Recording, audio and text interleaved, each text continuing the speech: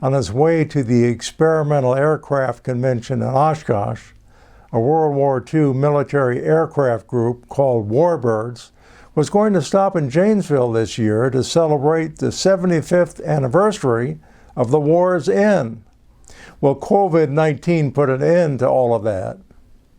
But last summer, I got to accompany the Warbirds in Janesville on a similar mission and fly in a B-24 bomber. See you later. I'm a year older than this ancient B-24 bomber, which celebrates World War II veterans with excursions. Now, I am an 80-year-old veteran, but World War II vets are in their mid to late 90s.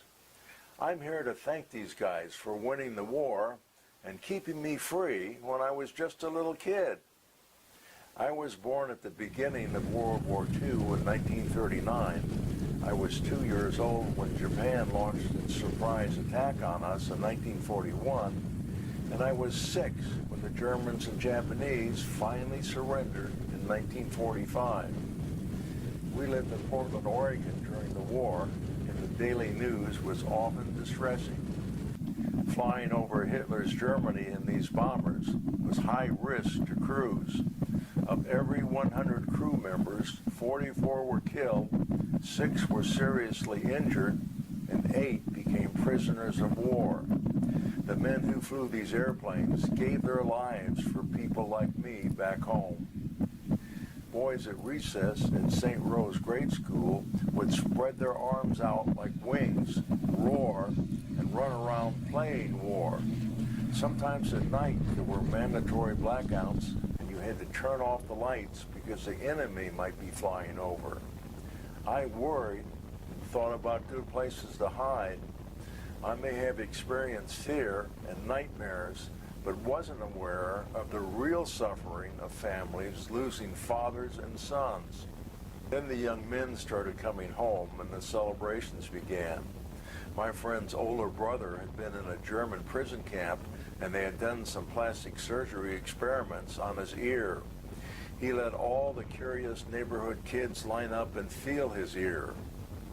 Most surviving World War II veterans haven't got much time left, and people like me who have memory of the war and whose immediate freedom was at stake are disappearing too. I'm glad I got a chance to thank a few members of the greatest generation on the airplane ride. And I hope I thank that young veteran who let me feel his ear so many years ago.